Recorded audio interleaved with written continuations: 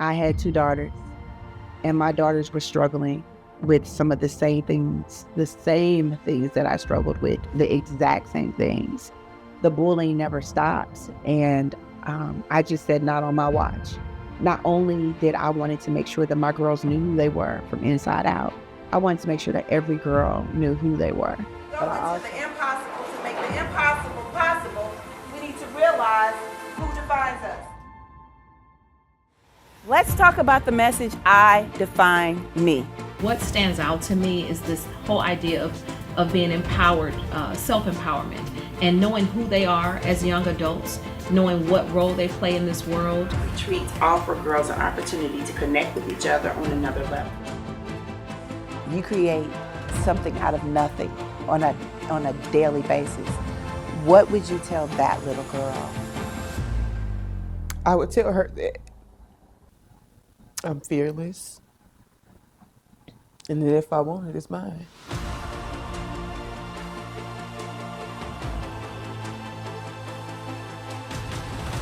Yolanda Langford and Tracy Berry are with us this morning with more on the I Define Me movement. She's an empowering woman who I think every young girl needs to know in their life.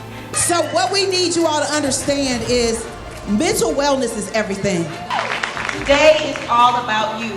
Our purpose is for you to be inspired, to be empowered, to just be you. I hold the key to my destiny. I hold the key to my destiny. It's all about me. It's all about me. I define me. I define me. My name is Joy, and joy means just be an original you. I'm an I Define Me girl.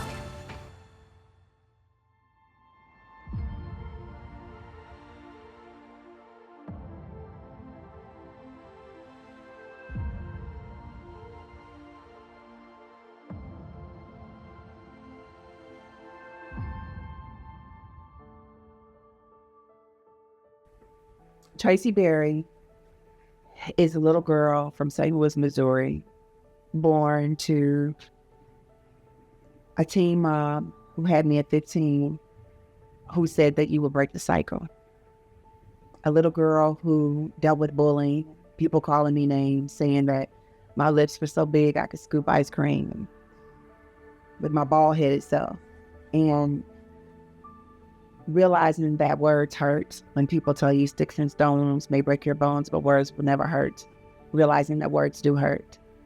And learning that I needed to be able to write out my dreams and goals through my journals. And finding myself in pain. And realizing that I am purpose. I'm a licensed therapist, and I wanted to make sure that our girls had a safe space where they could connect. So it started in my basement with 7 girls. And then from there, it became a community-based program. And the girls in the community, they were like, we need this in our schools. And I think that's what allowed the SistaKeeper mission to become something that started in my basement with one of my best friends, Joy, from college, to becoming a local, national, and global mission where we impacted girls all over the world, because I realized that the same things that my girls were experiencing in our homes, that girls were experiencing all over the world. So we thought, why don't we have the SistaKeeper beyond the walls, so we'd have it community-based and in the schools. So literally we started doing SistaKeeper circles in a variety of different schools. And then we started traveling to different states. Our first group of girls from other countries were Germany. One of our SistaKeepers, the oldest, Khalia, went to Germany. And then the girls came back here. And then we did Africa and Mexico. And it just continued to grow.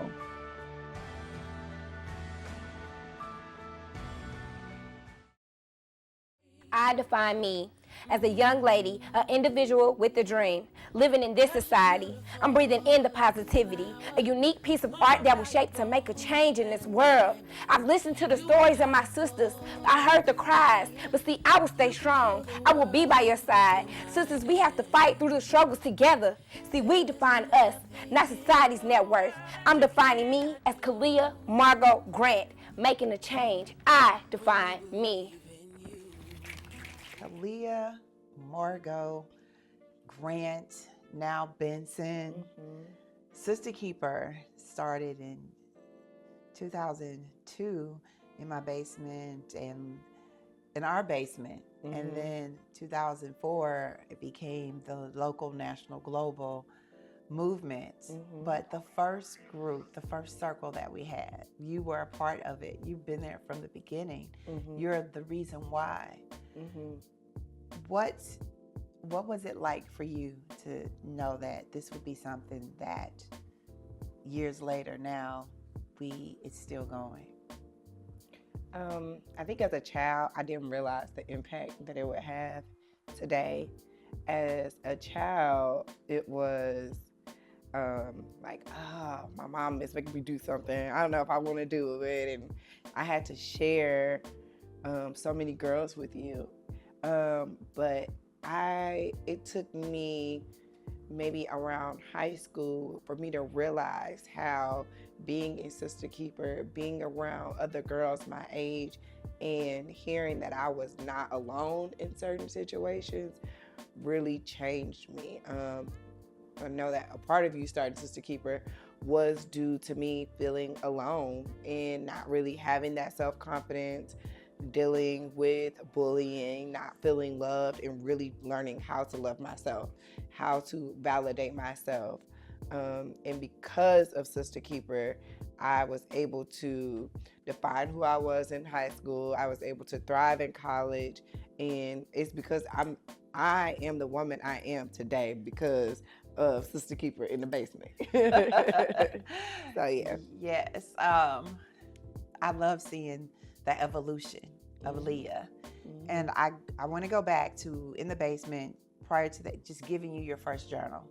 I mean, you have so many journals now. That's been the legacy of our life with my mother, your grandmother. All of us have always had journals. Remember the first time you had your SistaKeeper name? What name did you choose? Do you remember? Yes, it was Tranquility. And I used to say, back then you had to have a poetry name. So I was Tranquility. I was peace.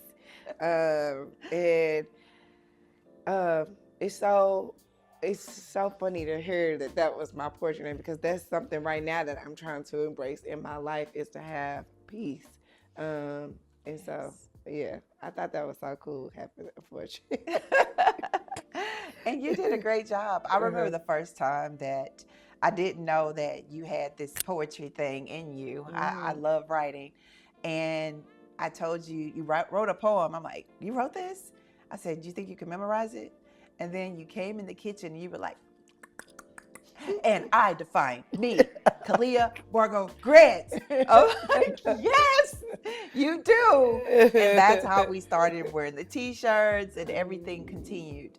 Over the years, you've had so many friends that were a part of it. And you had a special friend that you lost, and she was a good friend of yours. I used to fight y'all even being friends.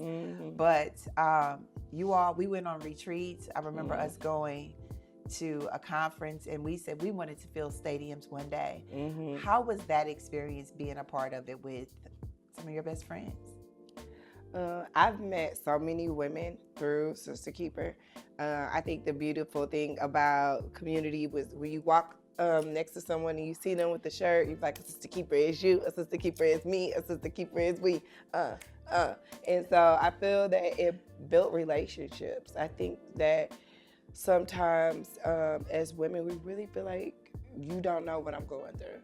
And I'm alone in these things, and you're not alone. God doesn't put us here on earth to feel alone. He doesn't want that for us. And I feel that SistaKeeper is a sisterhood. It's like a mini sorority. It does. It reminds me, of my sorority. Like when I go into town, if I know it's a Delta there, you know, it's a Delta. And I felt like at a young age, that's what SistaKeeper was for me. Like I knew my SistaKeeper had my back. Hey girl, you know, and it was beautiful having it. Yes, I agree. Oftentimes people would ask, girls would say, I don't do girls are messy. Mm-hmm. But when we came into the space, we had rules. We like, what goes on in the space stays in the space. Mm-hmm. We don't do names. Everybody knows somebody who knows somebody. Mm-hmm. So we only talk about ourselves. And you literally became a mentor for other girls. Mm-hmm. Talk to us, Khalia Benson. Mm-hmm. So many roles you play now. Who is Khalia today? So who is Khalia today? So today, I know that my purpose is to empower, period, empower. If I'm empowering, that I'm living out my purpose that God has given me. And how do I empower? I empower through being a mother. I empower my children. I empower my husband. So I'm a wife. I'm a mother. I'm also a clinical mental health therapist. So I work with women and adolescent teens. I'll empower through that role. I'm a leadership coach. I'm a life coach. I'm a career coach. So I empower through coaching. One of the things that I love about coaching is that it comes from the space that the skills that you have already exist within you.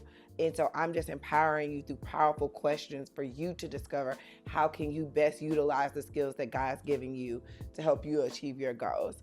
And I empower through life insurance. So I do a lot of different things, but I feel that's the beauty of purpose. Purpose is not a box. So once you find your purpose, you'll see it in so many different ways. And so who am I? I am a woman who empowers. That's what Khalia is. Yes, you are. Mm-hmm. We have the I Define Me pledge. Mm-hmm. What line speaks to you most? My spirit flows with purpose. I really feel that way because that's what grounds me. I really feel that purpose is what grounds me, is what motivates me, it's my driver, it's what wakes me up every day.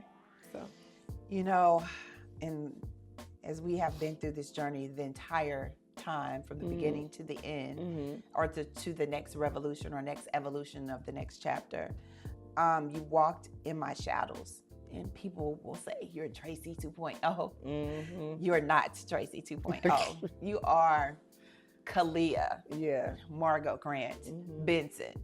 Khalia Margot Benson. I've watched you as a mother, as a wife, and doing all things with sisters and friends, because you're a great friend. Yeah. And as my daughter, I just want to tell you, I'm so proud of you. I'm so proud of you. Don't do that, Mom. No, we have to and cry. all the things that you do, even as a sister. Being the oldest is difficult, but you rock. You do. Your spirit does flow with purpose. You've been here from the beginning, and we got the rest of our lives. And I just want to thank you for being a SistaKeeper. Yeah. And you want to you want to wrap up with the SistaKeeper song? Okay. You ready? Okay. Let's A go. SistaKeeper is you, a SistaKeeper is me, a SistaKeeper is we. A SistaKeeper is you, a SistaKeeper is me, a SistaKeeper is we. A SistaKeeper is you, a SistaKeeper is me, a SistaKeeper is we. SistaKeeper.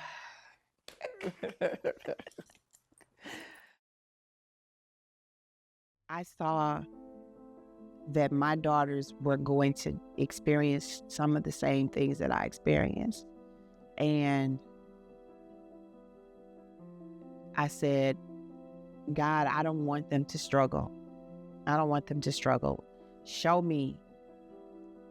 So the moment did not come with me realizing that I wanted to do things better for my daughter. The moment came when I asked God to show me. So it was not like, oh, this is what I want to do, and God, I need you to do it. It's show me. When you ask God, make it clear, ask him and write it out. I asked God for those things. And once I asked him and I wrote it out, it was It's like, this is what's going to happen. And I just need to do the work. And then God started giving me people along the way to confirm what he had already told me. I remember this lady named Ladoris Payne, and I went to this space, and her space was similar to what I wanted to do, but I could see it, what she was doing, to another level. And she was like, yeah, I think this is what you're supposed to be doing. I already knew it, but I didn't know. And so God places people along the way. They don't have to be there forever. You know how people say people come to your life for reasons, seasons, or a lifetime. It's like he drops people along the way. And that's why I say that people will get on and off your boat, but you got to keep sailing, because people were going to get on and off. And that's their time. But God is there the whole time. And so you're not alone. You're never alone. And I laugh at it now when I look back over all the times that different people were a part of it. And I always tell people, I'm never here to clip your wings. Like, I want you to fly. I want you to win just like me. And do it your way. Do it your way. You know, like they say, Coca-Cola is the real thing. I know I'm the real thing. And so I don't always know the details, but I don't have to. God is in the details. God gives me the vision, and then I'm just here to watch the details. And I don't remember everything, but God is always on time. He just makes it happen. He just makes it happen. And I'm gonna tell you something else that I do is, when we talked about double doors with Justice earlier, my thing with double doors, and I told her that this was my vision, I would stay up all night preparing myself for if I was going to speak, or if I was going to do a workshop, or whatever it is that I was going to do. I still do it to this day. I stay up all night and I prepare. I give it everything I got. And then right before I get ready to go on stage or to do whatever I'm going to do, in my mind, I imagine Jesus in front of me, and Jesus goes in front first, and then I just go in behind. And then that's it. And I know when I'm in a zone, because I don't need the paper anymore. I'm there. I'm in a zone, and can nobody stop me. And that's how I know it's God. That's how I know that I know that I know that I know.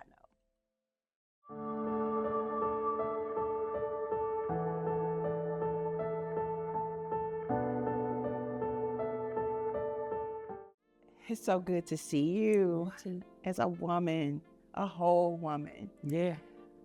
I want to go back to this picture right here. How old were you? Oh, Lord. Probably like 14, 15. I know all the girls in this photo too. Define the little girl in that photo, the young lady. She was very goofy. She played a lot, pranking people. I think at that time I was very ambitious, very motivated to finish school and do well. Yes. I also struggled with where I was at that time, like being bussed out so far away and then still coming back to my neighborhood. Yes. Where I had a lot of trouble. So, you know, I was still trying to fit in where I was at most of my time, and then also make sure that people didn't exile me when I came back home, you know? You know, I was a part of the DSEG program many, many years before you. And so I understood at the time, children from the county came to the city, but you were from the city and you came to the county. Mm-hmm. And you had to find your space at a time where you're trying to define yourself. Yeah. And so people see your representative, but they don't know all that you were going through, I would say growing through. Yeah. At a time that you really needed representation. Big time. And so we had the SistaKeeper Circle. That's where they came in. Yes, yes. And there were a lot of things that were going on in your life that people did not know about. You want to talk about that? Yeah. I mean, at this point, I'm an open book. Yeah. Documentary. So it wasn't when I came in SistaKeeper, but through my time in SistaKeeper is when, like I said, just trying to figure out who I am in my neighborhood and figure out who I am at school with these new people. And I still was doing stuff that I didn't have no business doing, you know, hormonal teenager, liking boys. Of course. I know, right? What teenager ain't liking boys? But I got pregnant. And so that was a very scary time for me. I didn't tell my mama. I ain't tell nobody. I was hiding it for a long time. And I never forget, this is a very, like, this sticks in my brain, but you showed us a childbirth video or something like that. And we were at the library at Parkway Central High School. And I just remember looking at that video like, I can't believe I'm about to do that. And nobody knows. And so I had pulled you to the side, and I can't remember who the other lady was, but I remember telling y'all, and you were like, you have options. And it was like, I don't even know what that means. I just know that I'm 15 and I have a person that's growing in me. And at the time I didn't want to have the person. I was scared. Right. And you asked me, you said, have you talked to your mom about this? I said, no, I ain't told her nothing. And then I do remember, I think you talked to my mom, just telling her about my options. And we were actually going to go through with an abortion, you know.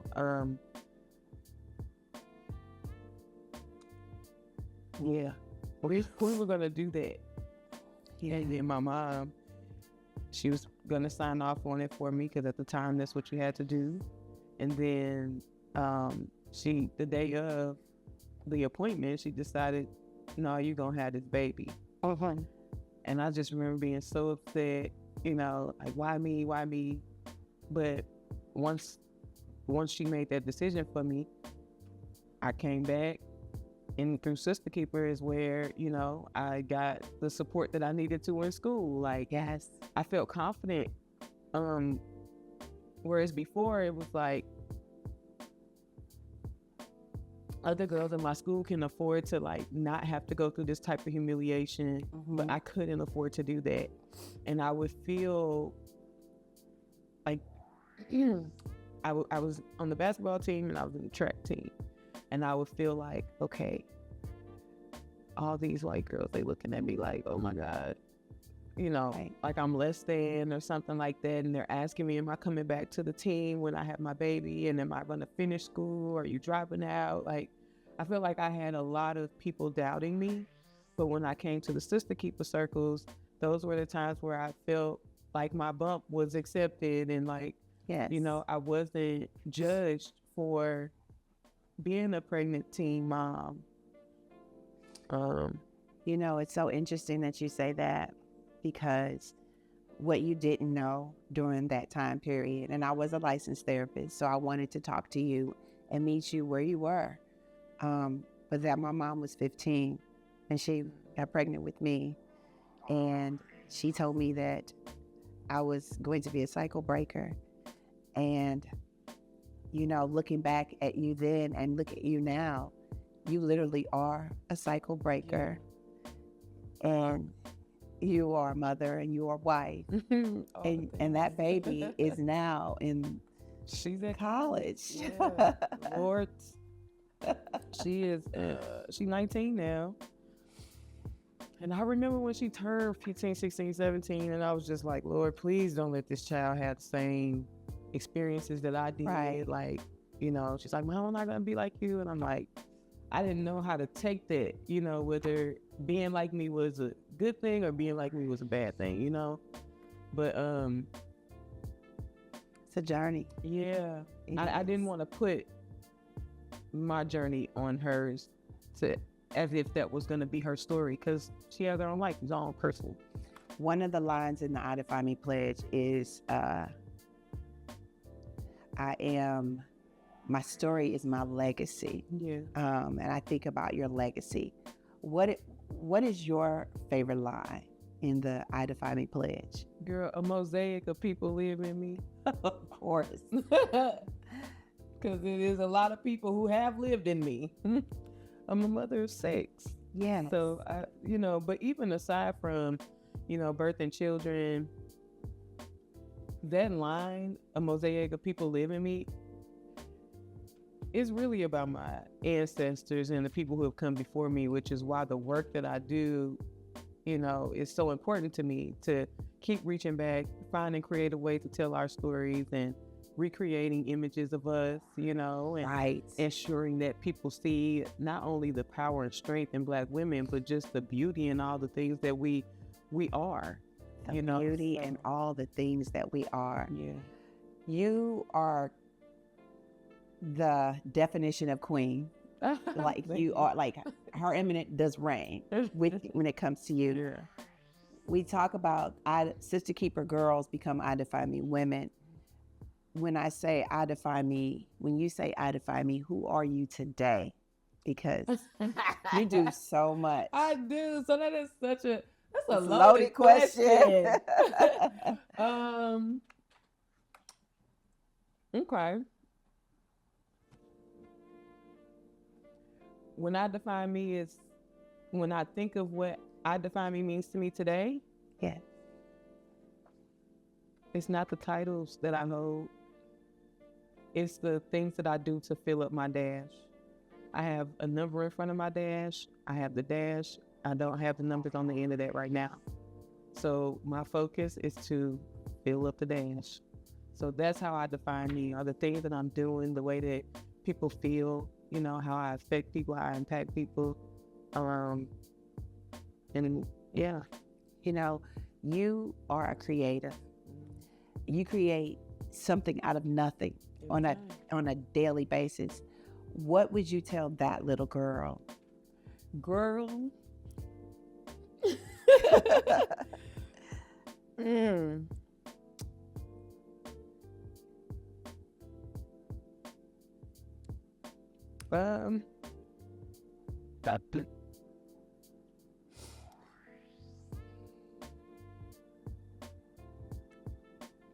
I would tell her that she's deserving.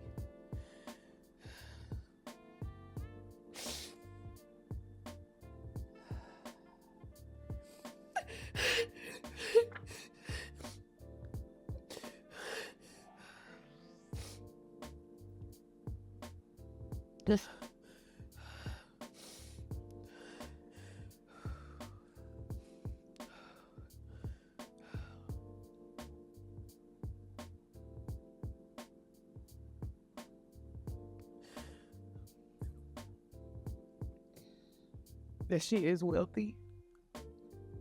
I don't define wealth in material and with riches.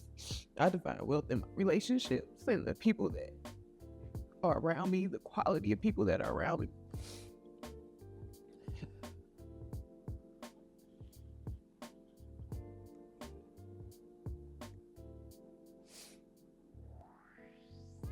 I'm fearless. And if I want it, it's mine. It's yours. It's yours. It's definitely yours. She needs to know that. And that's exactly who you are. You're fearless. You're wealthy. You have all the things your ancestors' biggest dream. Yes. Man.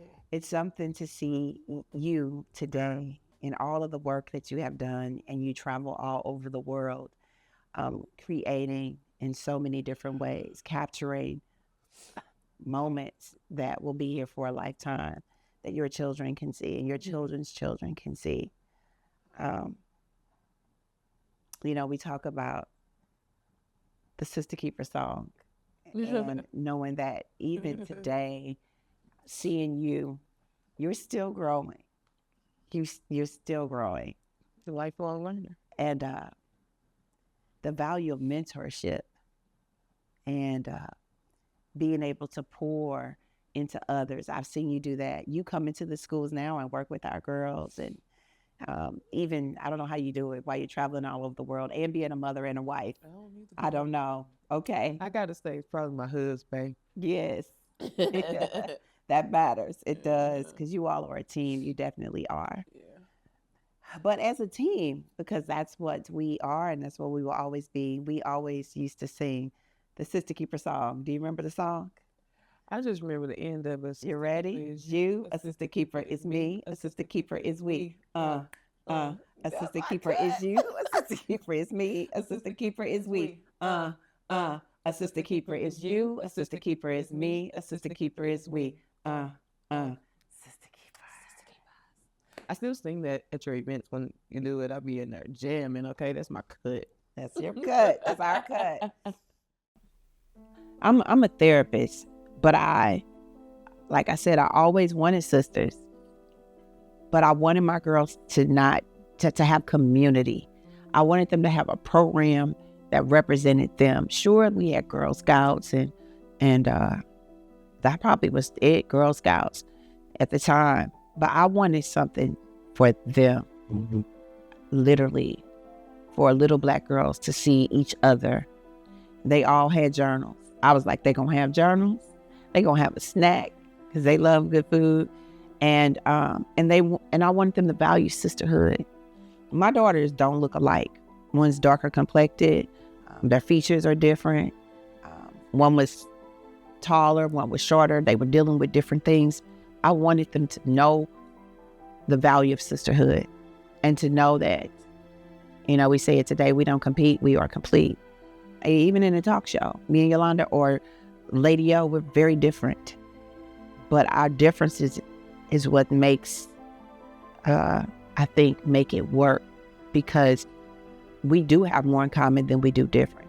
But I'm not trying to be Lady O, and Lady O ain't trying to be Divine T. I am who I am, and she is who she is. And how to find me? I seeked her out.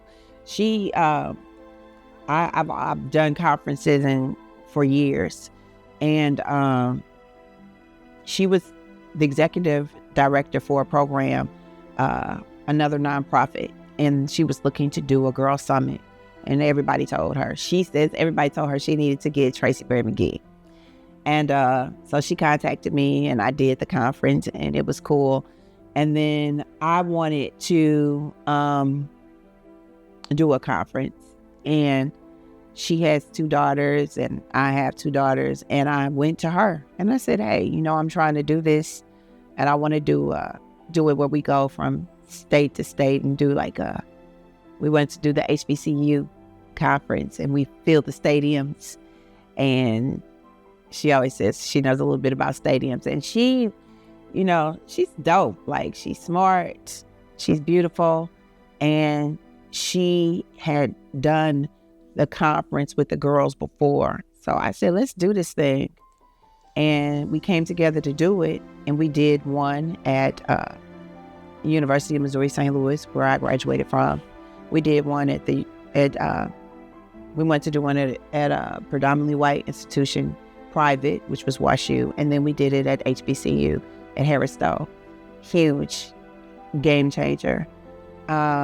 She worked with the mothers and getting speakers for them. I did the breakouts, I did the keynote, and we brought together a community to make sure that our girls were empowered. And we said, let's take this on the road. And the pandemic happened.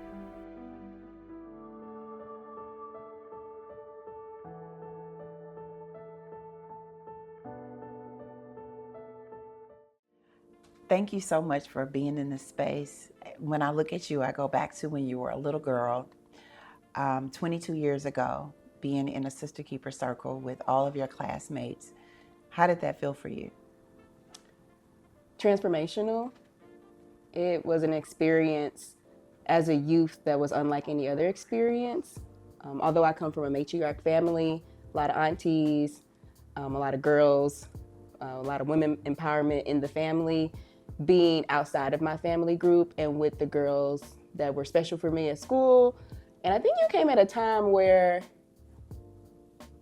a perfect time for us, and for us to bond in such a way, especially during our like puberty and just in a space where we are getting to know ourselves and the awkwardness of being an adolescent and a young girl coming into womanhood.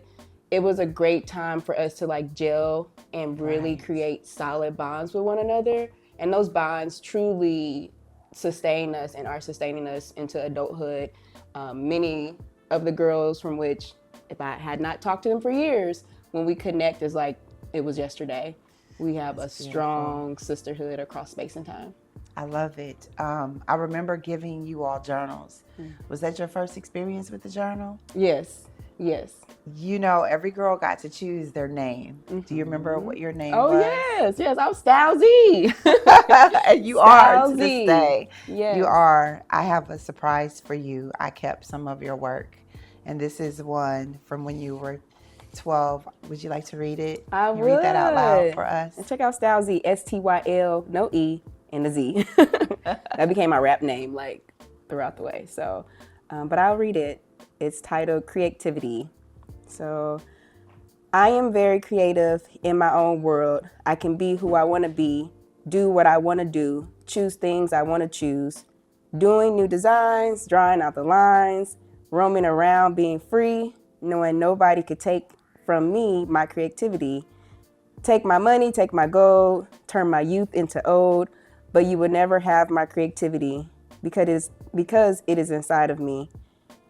Creativity is free. It helps me be me. It shows me things that you might never see or seen. It is a part of what man used to make grease, oil, and Vaseline, and all the other accessories. That's funny. Creativity is one of the many gifts God has given to me.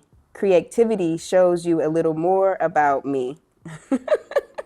Not the grease, oil, and Vaseline, though. Right. No, I remember this.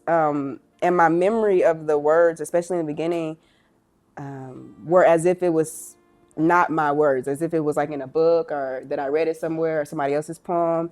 So like reading it now, I'm like, oh, those are my words that I've cherished like in my head all these years. And I thought it was a published work somewhere else. So I guess it is published in your book. It's yours. It's yours. Yeah.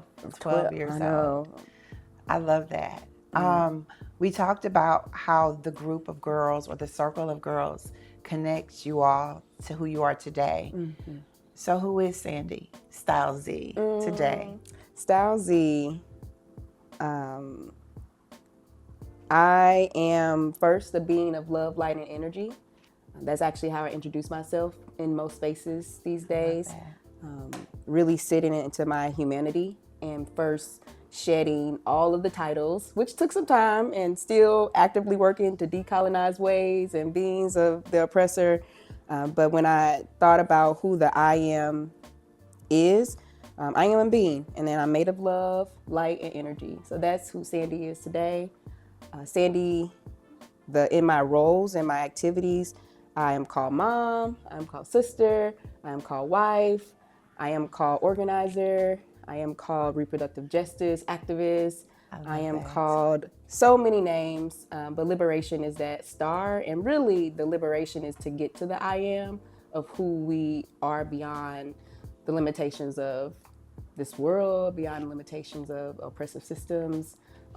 I am a liberated being of love, light, and energy. I'm about to add that to my intro, actually. Oh my gosh, this makes me want to cry. I love to see the legacy of who you have become because you've done the work.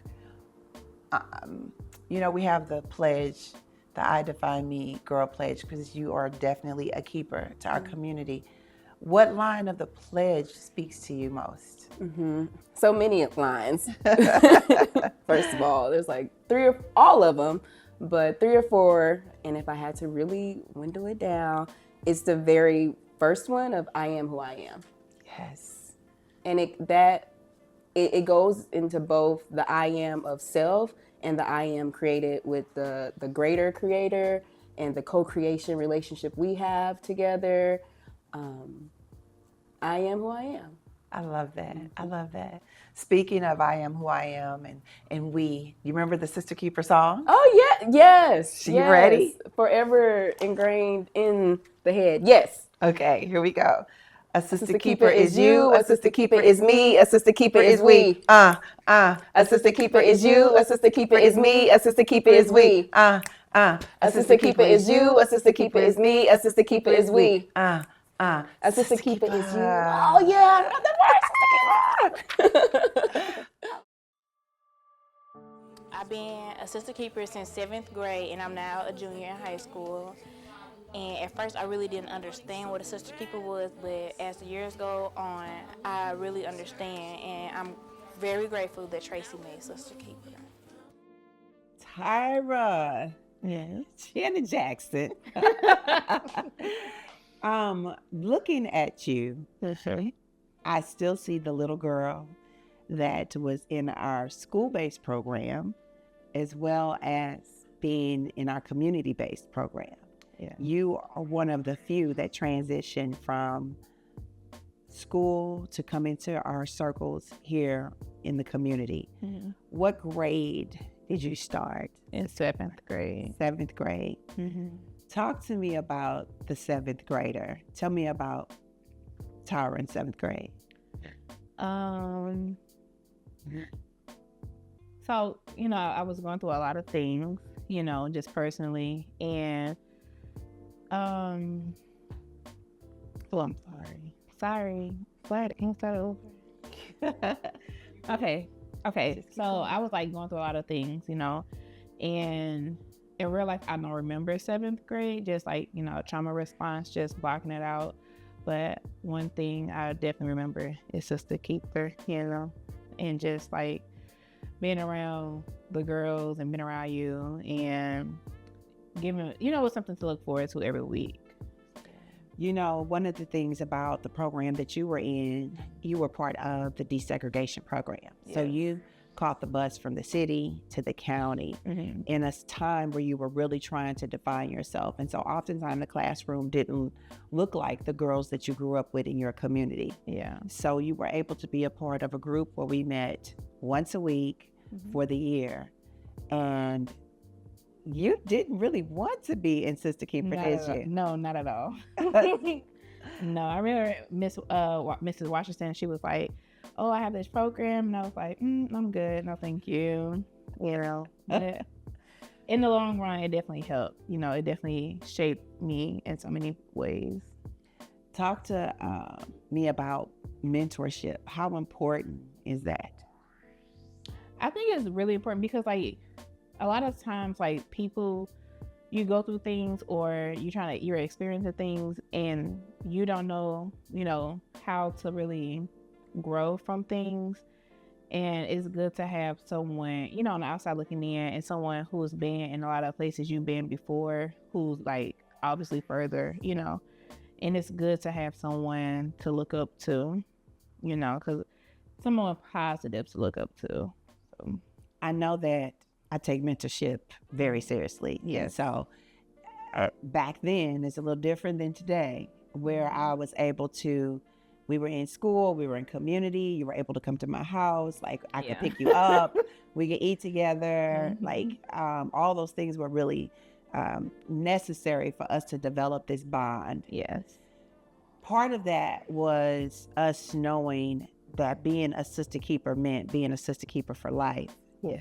And literally you transitioned from being a Sister Keeper in 7th grade to going in the military, coming back, and you literally were able to be a mentor going back into the schools. Yes. How was that for you? It was so surreal. It's definitely like a 180, you know, a 360. And it's like, that used to be me, you know, and it was so cute. I love kids. So it's like, it was something special, you know, because you feel like you're giving something, you know, to the community and to the kids. So, yeah, it's value in giving back. And you did so well. Do you remember your favorite line in the Sister Keeper Pledge? I am we. I am we. Tell me why. Because you're more than just yourself. You know, it takes more than just, in life you need more than just yourself to live and to flourish. And no matter how much people say, oh, I like to be by myself, or I'm antisocial, it's like, you need other people around to, you need your community.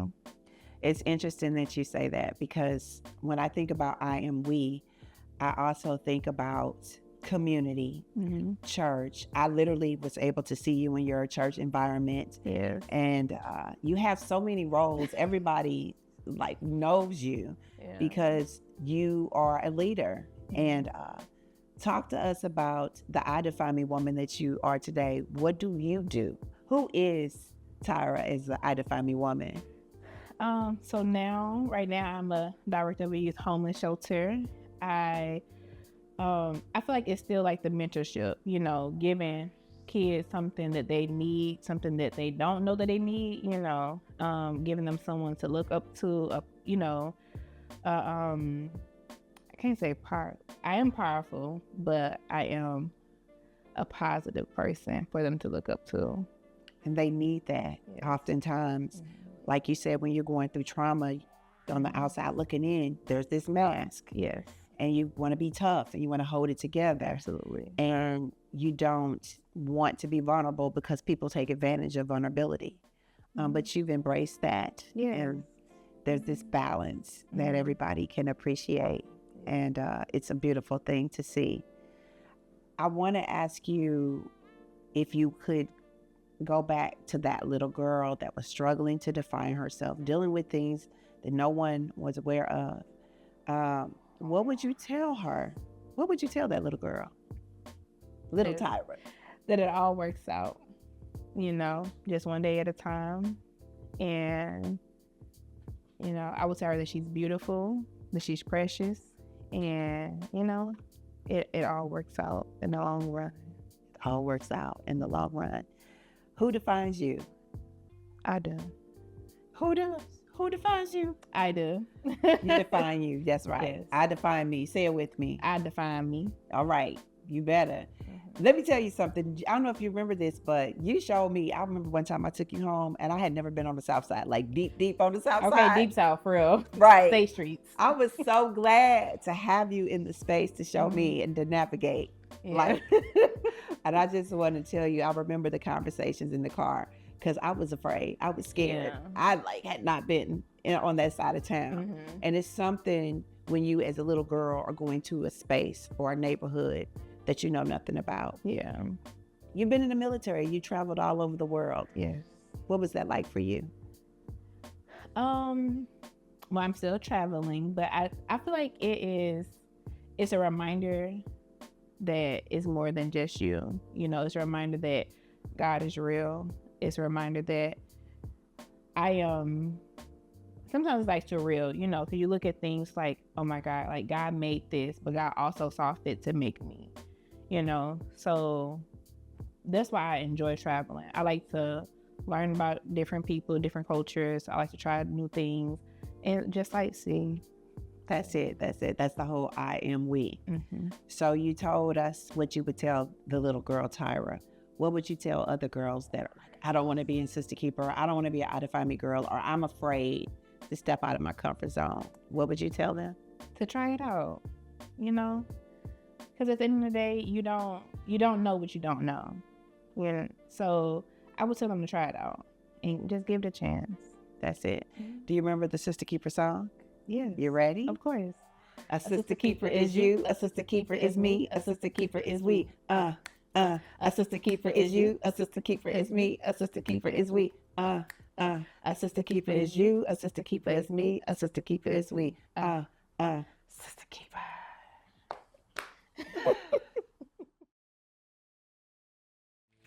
I've been here for at least, I believe, 3 or 4 years. SistaKeepers has really made a big impact on my life in so many ways. They're like family, like a sister. I know I'll carry SistaKeepers with me for a long, long time. Victoria. Hello. Thank you for saying yes. Absolutely. To see you just continue to evolve from the little girl that was a part of our community-based program. The first time or the first season that you were in SistaKeeper, what were your thoughts? You had me crying. My thoughts were, okay, I found my community.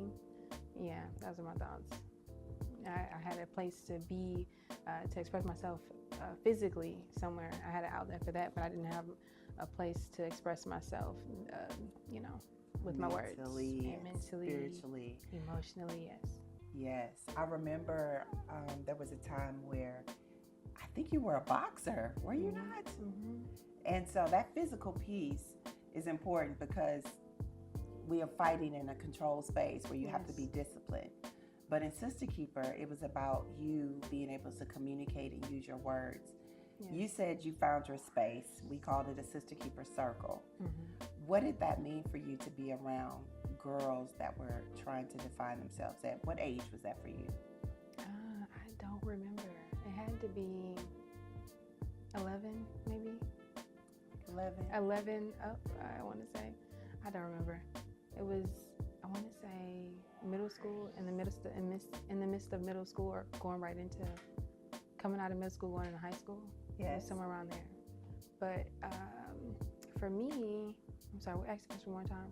What did it feel like to be in the space of girls in middle school trying to define yourself? Because you were a fighter. Yes. And from what I've been told from girls even today, the first thing they say is, I don't do girls. Girls are messy. But yet you were able to come into a space and define yourself. How did that feel for you? It felt great. You cultivated a space that was comfortable to be able to speak my truth and to really find my voice. I didn't have a voice beforehand, or I did, but it was just muffled, or I didn't feel like I was heard. In your environment, you allowed me to, allow myself to be heard and understand that my voice was needed in the environment. So yeah, stop being quiet, stop hiding, even that I remind myself of that now. Coming back to this interview or having this interview, remind myself of all the things that you taught me, all the things that I've learned within the group. Stop hiding, come out of the shadows, be seen, yes. Come out of the shadows. I think about our I Define Me pledge. What line stood out for you? From what I can remember, positivity. It was something about positivity. I wish I remember the rest. I am who I am. I am unique. I am we. I represent unity. I am diversity. A mosaic of people live in me. I am my history. My story is my legacy. My voice delivers solutions. My mind seeks knowledge, and my spirit flows with purpose. I am inspired. I am empowered. I am naturally me. I represent positivity. Yes. I represent positivity. Yes. In a space where we always say negativity breeds negativity, but positivity breeds positivity. Yes. That line. That speaks to my personality. Growing up in different environments, growing up, sometimes it wasn't always appreciated being positive or being the light. I didn't understand what that meant as a kid. Now, as an adult, I embrace it for sure. And I make sure I'm around positivity, or I'm bringing the positivity in a negative space so they can match my energy for sure. So how old are you now? I'm 32. So SistaKeeper girl, now I Define Me woman. Yes. How do you define yourself today? Who is Victoria? I'm always trying to figure that out, but in this space, I am brave.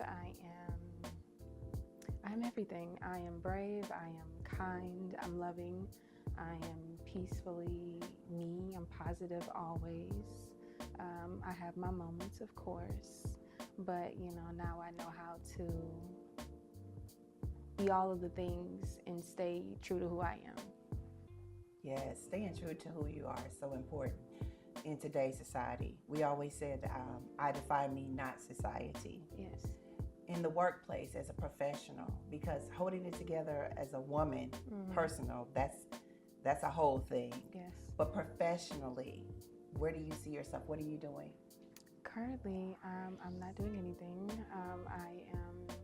I took a time off from work because it was overwhelming. Being a Black woman in an all-male dominated environment, it was overwhelming. It was toxic, and it was this walking away was what I needed. I realized I knew it, but I didn't want to. The Lord pulled me away, and I just embraced it, and it helped me, you know, get my journey together, get myself together for the journey that I'm on now. You know, being a therapist, Mhm. being a mentor, knowing that you said, I knew that I needed to step away Mhm. for me. Yes. I was recently talking to another SistaKeeper about being okay with saying, enough is enough. Mhm. I need to take the time to continue to define myself. Absolutely. And people don't understand that. Absolutely. They question, like, well, why? Like, you should be doing something all the time. Mhm. And that's not the case. No. And I love that you said, I'm living out loud. I took some time away to define what does my next chapter look like, regardless of what anybody else thinks. Yes. That's the brave part. Yeah. And when you know that you're not in, like, it's like, I don't want to be in a negative space. I want to find my positivity. Yes. So that I can live with purpose, on purpose. Absolutely. Absolutely. And take as much time as you need to take. Yes. What does mentorship mean for you? It means everything. I remember those conversations we've had in SistaKeepers, you know, having your hand on me, trying to find the school that I was going to go to, inspiring me to go to, we did the school tours. Right.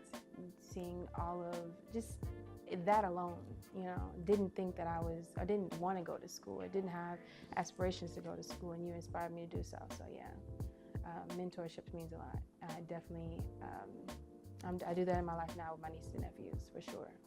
Speaking of your niece and nephews, what would you tell that little girl that's sitting in the circle, still trying to define ourselves? Mm-hmm.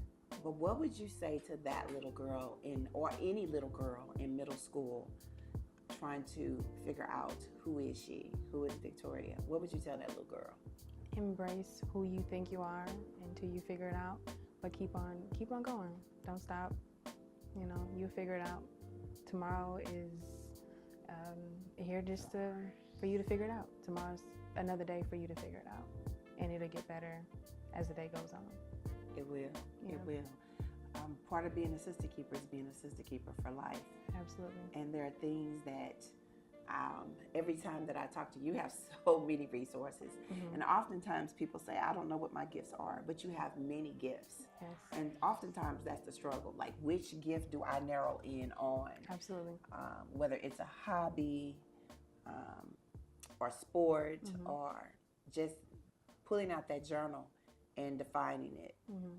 That's the key, is not, again, allowing society to define it, but Absolutely. allowing you to define it. Yes.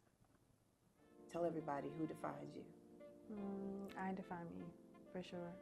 Say it louder for the people in the back. I define me, for sure. I definitely do. I define me. Yes. Yes, you do. Yes, you do.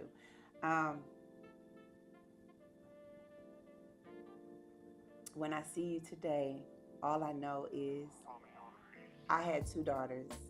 Your mom has 2 daughters and a brother. Mm-hmm. Older brother. You are the baby. How difficult is it? Because SistaKeeper is spelled with an A instead of an ER. Yes. Which means that we may not biological being sisters, but we are sisters, SistaKeepers. How was it for you being a baby? It was difficult growing up, but it was always cool. I had a connection with my sister and brother. I bridged the gap between them both, and I just was always able to be myself. However, my voice wasn't always heard, and I still fight to this day for my voice to be heard. But SistaKeepers gave me that extra, you know, to say it louder, you know, or you didn't hear me the first time, but you're gonna hear me now. And now as an adult, I make no regrets about speaking my mind and saying what needs to be said, you know, and not being apologetic about it and not being sorry about who I am or what it is that I have to say. But having older siblings, didn't always feel like I had the space to, you know, truly be me or say what needed to be said. And definitely SistaKeepers definitely gave me a voice to be able to do that, for sure. I love that. Yeah. I think you need to go and do some of the Sister Keeper circles with me today. Yeah, I would love that. I would love that. Yes. Yes. Yes. Thank you. Thank you. You remember the song? A Sister Keeper is you. A Sister Keeper is me. A Sister Keeper is we. A Sister Keeper is you. A Sister Keeper is me. A Sister Keeper is we. A Sister Keeper is you. A Sister Keeper is me. A Sister Keeper is we. Sister Keeper. Yes. Thank you. Yes, thank you. Thank you for having me.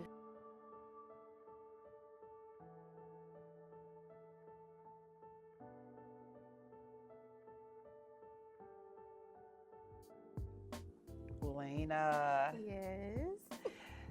Thank you so much for saying yes. You have been an I Define Me girl. You were literally at the very first location. I was. Community-based.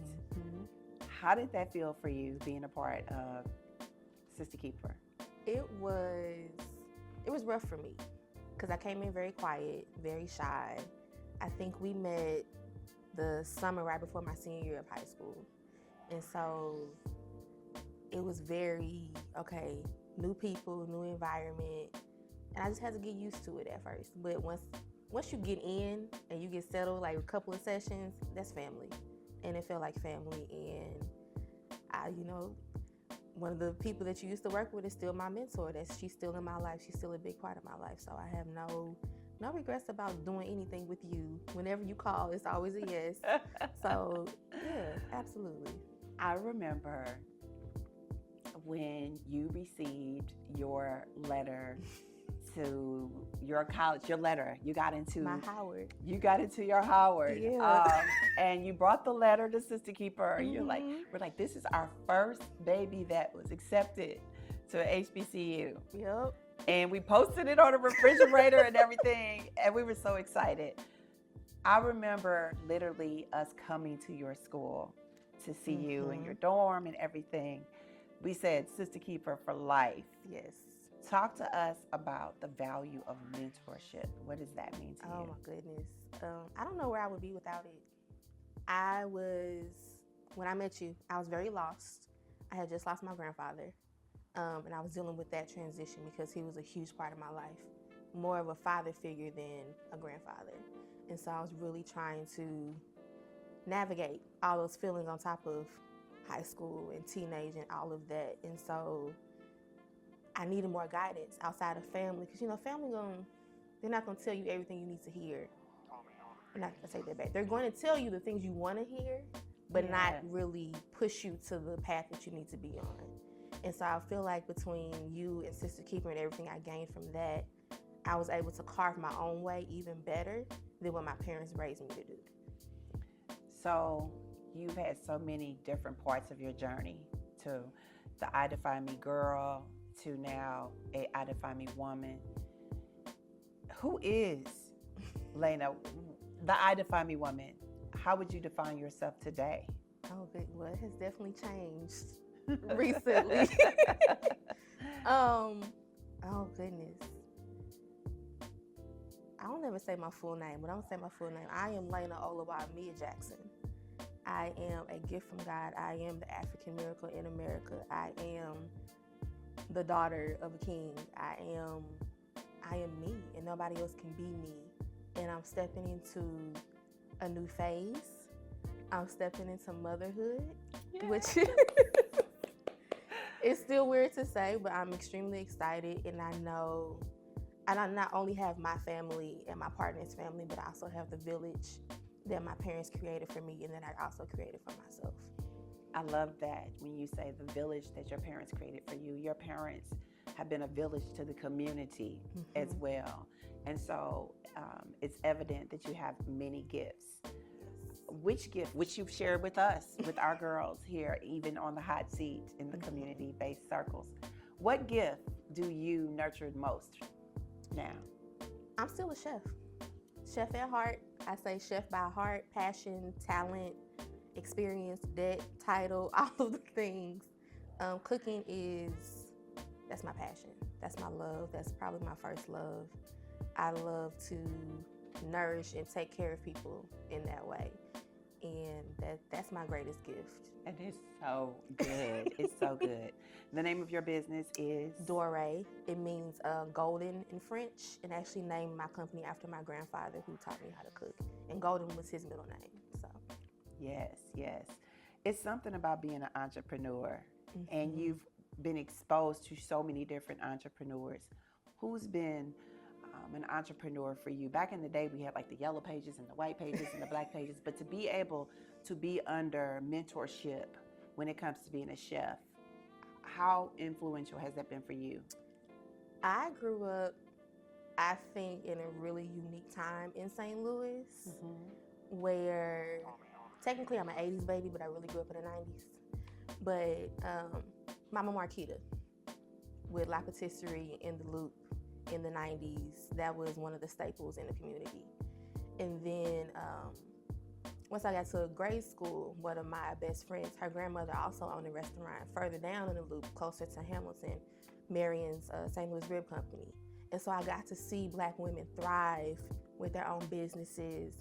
And then after that, once I hit college, I went to go work for Rain at Sweetheart. So I've known nothing but Black women in this space and helping me get to where I want to be, answering questions, just learning from them and just seeing how they struggle, thrive, get through everything and still be prosperous and successful. That's it. That's it.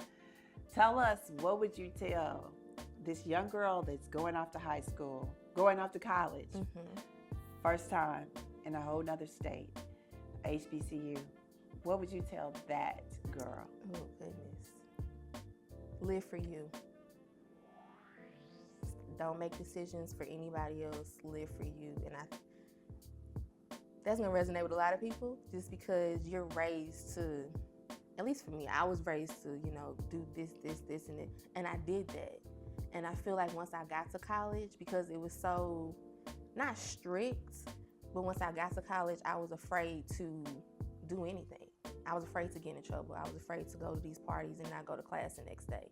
So I didn't really get to fully live my full college experience, but I regret nothing. I regret nothing. I love that. And what is your favorite line in the I Define Me pledge? My life is my legacy. Yes.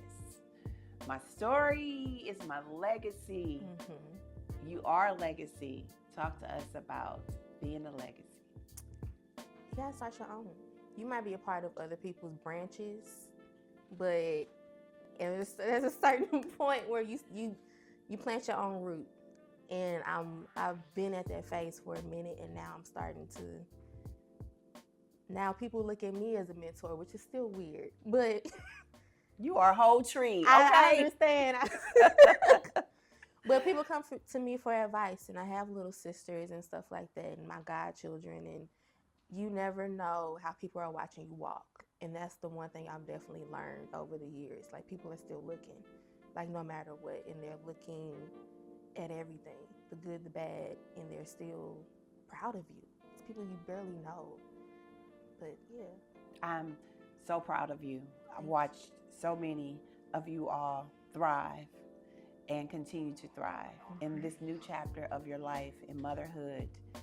I cannot wait to see the new SistaKeeper that will come through and be all that she can be, and be her story will be her legacy as well. You remember the SistaKeeper song? Yes. You ready? Sure. A SistaKeeper is you, a SistaKeeper is me, a SistaKeeper is we. A SistaKeeper is you, a SistaKeeper is me, a SistaKeeper is we. What? A SistaKeeper is you, a SistaKeeper is me, a SistaKeeper is we. SistaKeeper.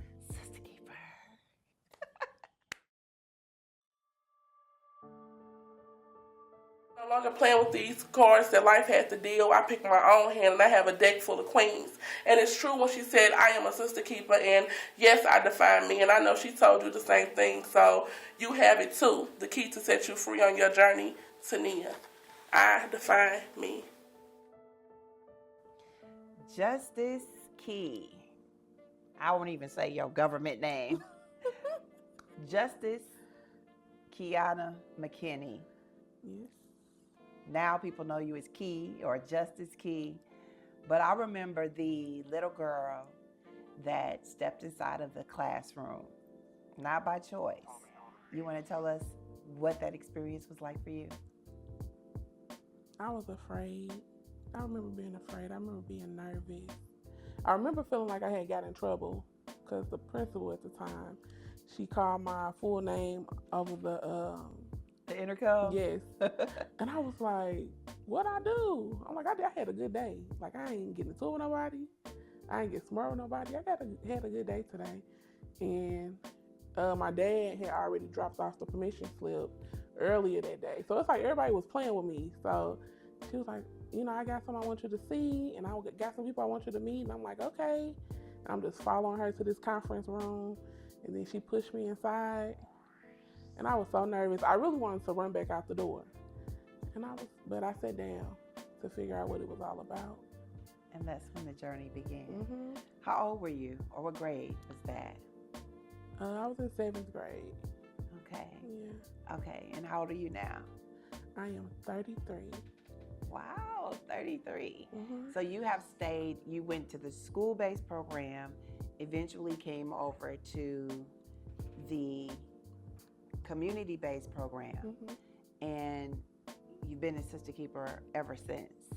Ever since that first meeting. Ever since that first meeting, we were connected. Mm-hmm. So you're a poet, and you received a journal, you've had many journals, and you also received your name, your poetry name, which is? Justice. And it was originally supposed to mean balance. Remember, I was staying with my dad.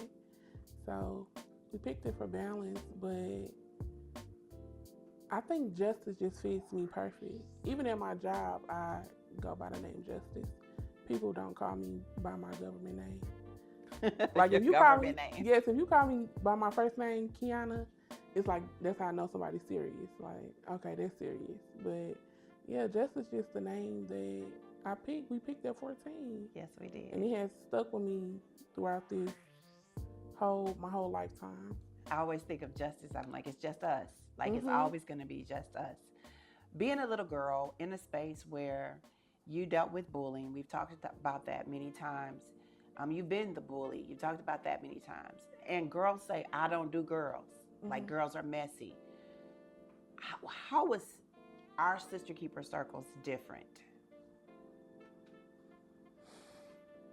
It made you realize that the things that you thought that you could have been going through alone, that you wasn't going through those things alone.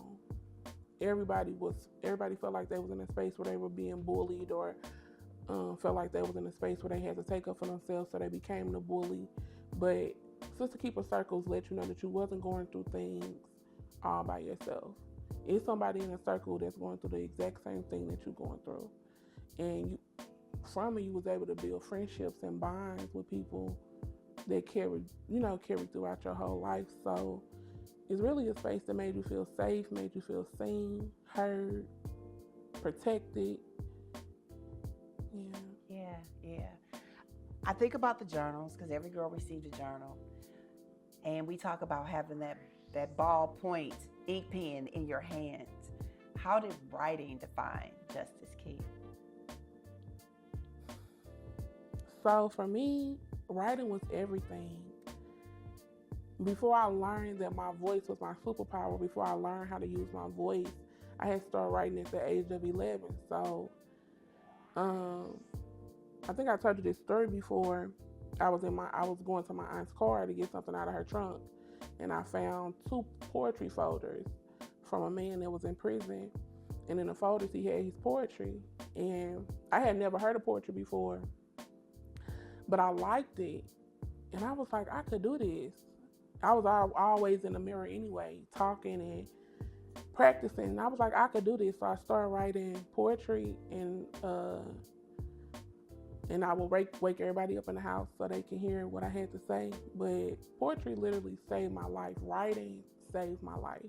And it gave me the courage to want to tell my story, but not only tell my story, but tell stories of people who can speak up for themselves.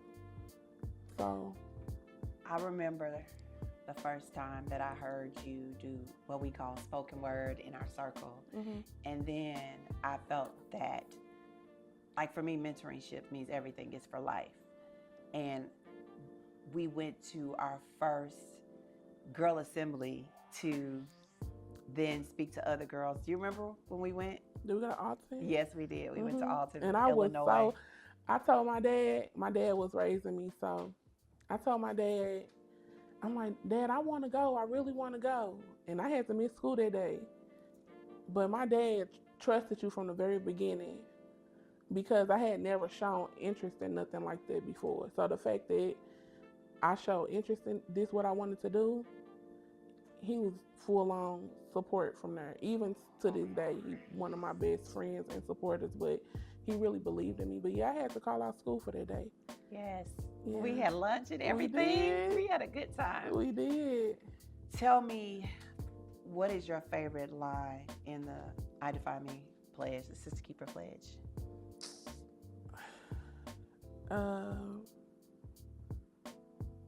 Your story is your legacy. That's my favorite line. Really? I don't know why.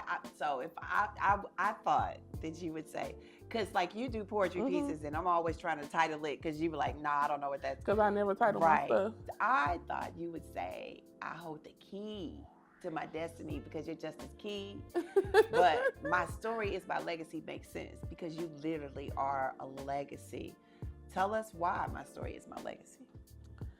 I feel like in life, you are dealt these cards, and it's really up to you to figure out a way to win the game at the table. So even if life give you lemons, that don't mean you lack anything else. So it's you have to pour into yourself, find people that's going to pour into you, find a hobby. My story is my legacy because I'm not the only one out there with a story, but my story is going to make a way for me. I could have been, plenty of times I could have just harped on being sad and harped on feeling left out, or I could have stayed stuck on the fact that so many things happened to me in the past, but I really just wanted to find a way out and break free from that stigma. I wanted my story to matter, but I had to make myself matter to myself, to my own reflection. I had to make myself matter. You participated in school-based, community-based. You've been to conferences with us, retreats, and then you became a mentor.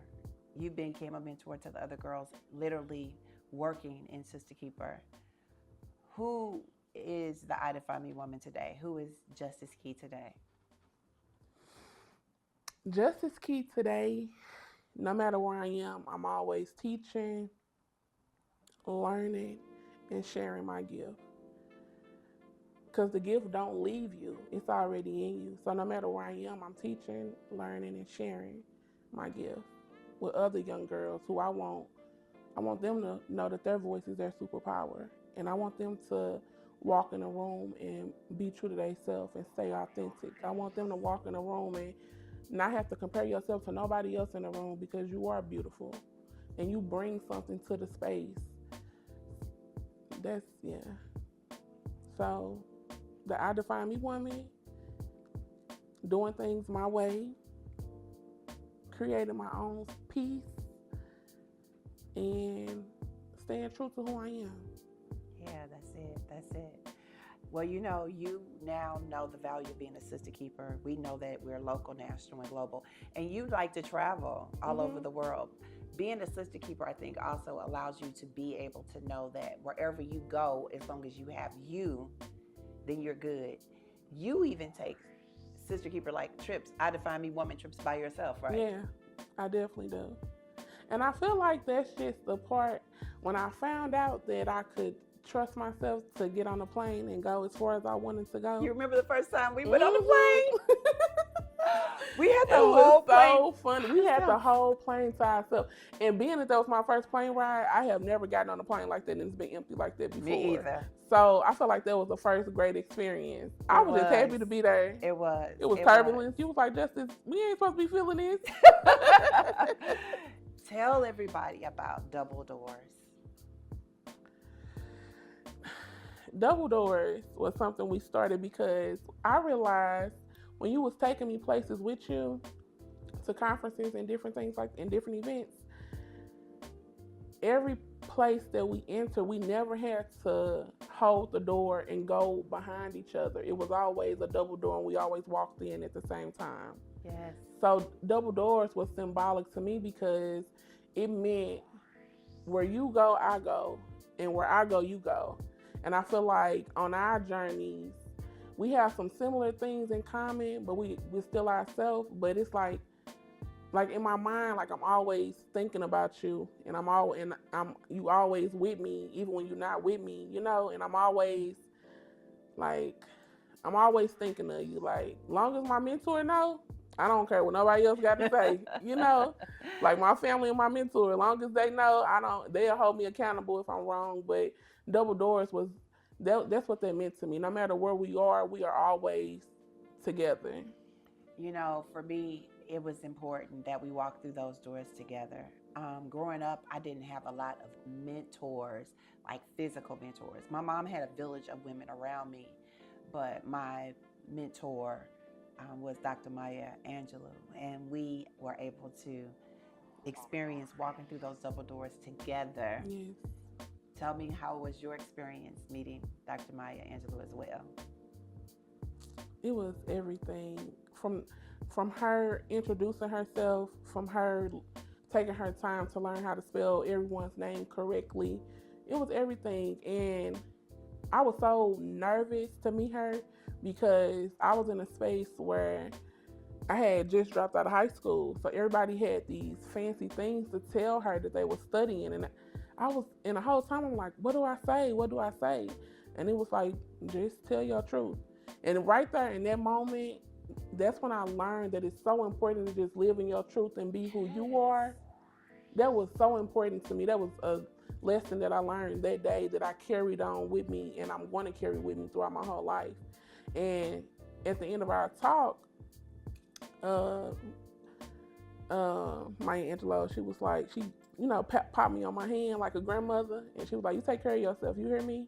That's right. And it's like, I'm keeping that promise. I'm taking care of myself. You have a niece. Yeah. What did you tell her?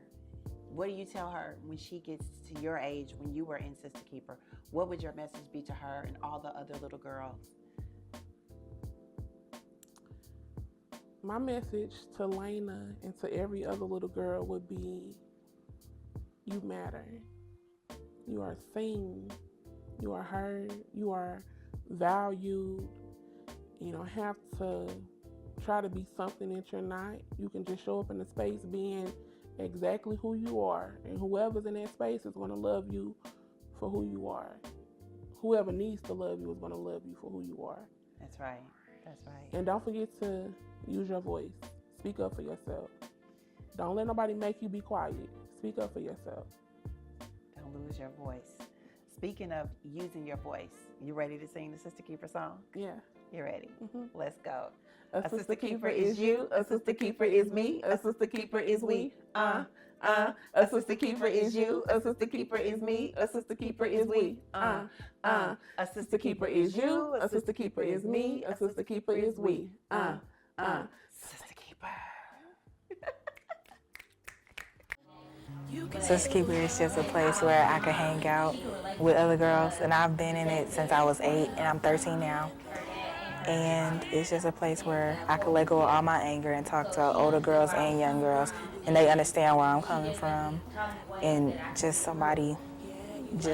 have somebody that I can always talk to when I can't talk to my mom or somebody else.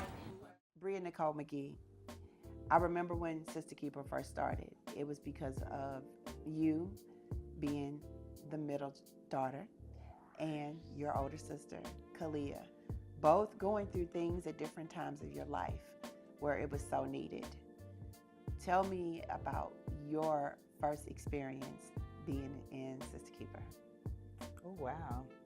My first experience was in the basement of our house. I think I was 8. Do I make the minimum for the age 8 to 18? Yes, you do. That's what I was thinking. I couldn't remember it, but so yeah, I was 8, and we were in the basement with I remember a lot of Khalia's friends, and I remember journaling, but you know, my memory kind of bad, so I just remember journaling. So that was my very first experience, but I remember everything just kind of molding together too. Yes, yes. It kept building each time in the basement. So we were in the basement. We started in the basement, and then from there we literally received our first location, and it was for the girls in middle school. And then you started coming to the middle school circles because you're the middle baby. Was that at Northwest Plaza? Yes. Okay, I remember that. I kind of remember that one though, actually. Yes. I like that one. I like that place. So being that you were the middle daughter, growing through things, what was your middle school years like for you? Well, I was in cheerleading, and then I was really athletic, and then I remember not being able to lose weight. So I'm like, okay, I'm working out and I'm doing all this stuff, but I'm still like, everybody's like, it's baby fat. I'm like, no, I was supposed to have a growth spurt and everything. And then I had my surgery in 8th grade. So you found out that you had... Yeah, I found out I had scoliosis. Yes, yes. Yeah.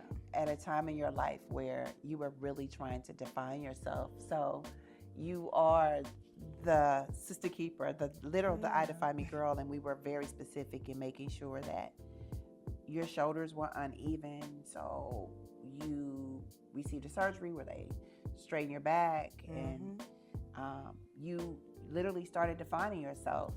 And as a result of that, you were out of school for a brief time where you had to be homeschooled. So Sister Keeper was a social space for you as well. Yeah. So being a middle daughter, Sister Keeper spelled with the A, all these girls in a space, how did that feel for you to be able to, because I remember Paris, one of your girlfriends, you started bringing girls to the circle. Yeah, How was my that? best friend. It was really good. I feel like nobody really had a safe space at that time. And around the time when we grew up, that was like an era of Mean Girls and the movie Mean Girls, and then Cheetah Girls. So we didn't know if we wanted to be friends or if we wanted to be foes. Like, we were just kind of in between. And so being able to have that safe space to talk about things and express ourselves and just find what sisterhood was and navigate that in a healthy way, especially with all the bullying and stuff that's always going on. It was just a safe space for everybody. Speaking of a safe space, because you were there from the beginning, you experienced many, many mentors. How was that for you, having mentors? Oh, it was amazing. I think that I took something from everybody. I'm really observant, and so I was able to see different stages of life, because I had mentors from really 18, really older than me, 8, anybody that was older than me from 9 up until like 20, 30 years old. And so being able to see different stages of women and see the things that they went through and how they handled it, and being able to build my sense of worth and confidence, I just was able to grab something amazing from everybody. And it helped me now as a woman just be what is it, phenomenal, for real. Yes, it is. Yes, you are. I know it's difficult when you have an older sister and you have to find your way, and you have been so, I want to say a line in the pledge, but I won't. But you tell me, what line in the pledge represents you most? Oh man, that's a good one. Because the whole pledge is me, really. And now I'm going through each line, because what if I say one line and then I think of the next one that is like more me? But I would say, I think really the one that like resonates with me the most, I always mess that up, is I am unique. Talk to me about that. Yeah. Because I am naturally me. I was about to just go ahead and but that's why though, really, because I am naturally me. everybody has their own personality and has their own ways, but I've always been true to myself. And I think that I am a very unique person. I have every single amazing, quirky trait, everything. When I think of the lines when you said, I am unique, I'm naturally me, I'm like, and I reflect positivity because you do. That is really, for real, yeah. you are joy. You are every part of why this movement was started, because I was very intentional about putting pictures, beautiful pictures of Black women in our house. And I wanted you to see a reflection of that in yourself and in the girls in the community. Talk to us about journaling, because you know your grandmother has journals and books, and we always had journals. Mm-hmm. And you said, yeah, sometimes my memory's not so good, but writing. Why was writing so important for you? Well, actually, yeah, writing was really big for me. When I was a kid, I used to be like, why are you always having me journal? I don't like this. I don't even know what to say. And when I look back when I was a kid, it's like, my mom didn't let me eat my snack. I wanted cookies tonight and stuff like that. But the older that I get, especially with my memory, being able to go back and see, one, it helps me see my growth. And when I don't even realize that I'm growing sometimes in the midst of chaos, I'm like, wow, a couple years ago, the old me would be so happy with where I am now. I wouldn't even realize it if I didn't have those journals. And even now, my journaling has evolved from, it's not even just diary writing, it's just me getting to know myself more and asking myself questions and answering them back, and writing to my younger self and letting her know how amazing I am now, different things like that. So speaking of your younger self, what would you say to 7th grade Bria? Like, as people say, life be lifing. But what would you say to that 7th grade girl trying to define herself? Well, I would tell her, don't listen to anything that any of those people are saying, because girl, you are gonna glow up amazing, and you are really gonna see the beauty in everything and in yourself. So you don't even have to worry. Just relax and enjoy life and enjoy being a kid. And I would also tell her, what else would I tell her? To love on herself extra. Just keep on loving on herself, because instead of running around looking for it in everybody else, like, as long as you love yourself, you are gonna be good. Because I mean, I love myself now, and if I would have knew that back then, life would have been amazing. It really would have. Yeah. You have many gifts and many talents. You're a writer, naturally, an amazing communicator. You're an artist. I love your art. How would you define the I Define Me woman that you are today? Who is Bria today? That's so layered. That is so layered. I guess I would say that I am a smart, amazing, beautiful, intuitive, genuinely loving and kind, understanding person. It's so many words. I'm just really a well-rounded, beautiful, divine feminine. Yes, it's amazing. Energy. Yeah, I feel that energy. What do you do? What do you do on your path, your journey on a daily basis? What do you do? What is your career path right now? So right now I work for 988 Lifeline, the crisis and suicide hotline. And I love that job, I do. But my end goal was originally, it just changed this month, kind of, sort of. But it was originally marriage and family therapy. But now working for the crisis hotline, I just want to do therapy in general.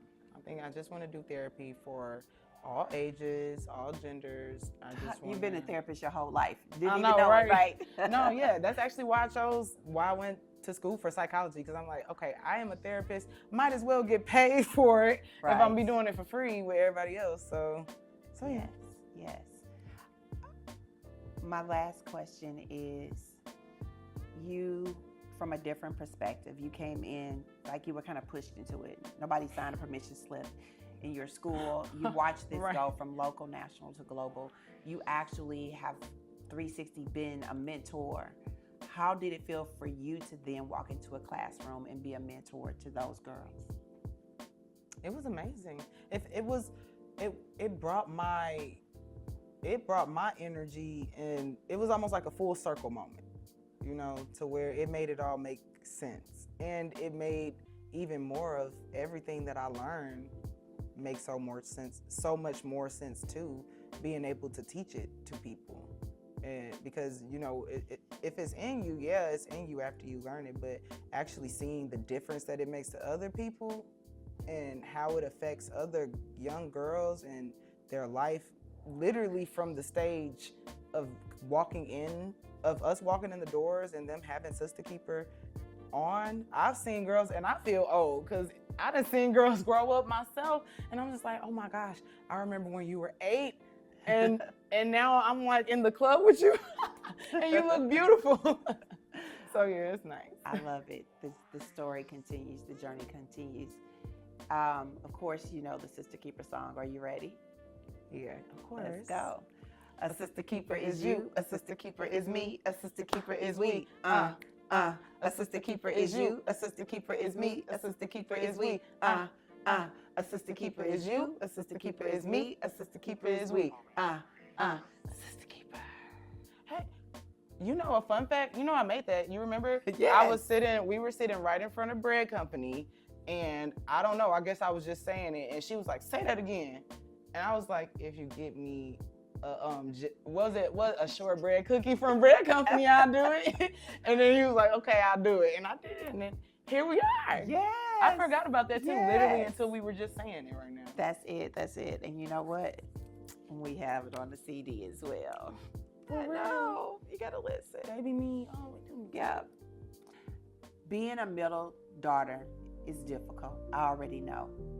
I didn't get the opportunity to be a middle daughter. But you being the middle sister, you've always had to walk your own journey. Having a little brother and a big sister, you all are very different. And so I just want to tell you that I am so proud of you being true to yourself. You keep me, you're like my friend. I know. You keep me in line. You're like, I think that you should just live your life to the fullest. Like, who defines you? Right. And I love that because you hold me accountable. And I'm not the SistaKeeper as a mother that I am to everyone else. I'm everybody else's mentor, but I'm your mother, and I just love that. Yeah. That relationship that we Me have. too. So let everybody know who defines you. I define me. That's right. Period. Oh, I love you, Mama. I love you too. It's not a cliche when you say it's not about the destination, it's about the journey. It really is about the journey. Just keep living. Just keep living. And I'm not done. I have some other things that I need to do in my life. And if I could see it, I'm still there. The same piece. If I could see it, if God allowed me to see it, then I can make it happen. And so I'm excited about the what next. Don't know when it's going to happen, how it's going to happen, but it's going to happen because I can see it. That part is the same. I'm still on the faith walk. Cut.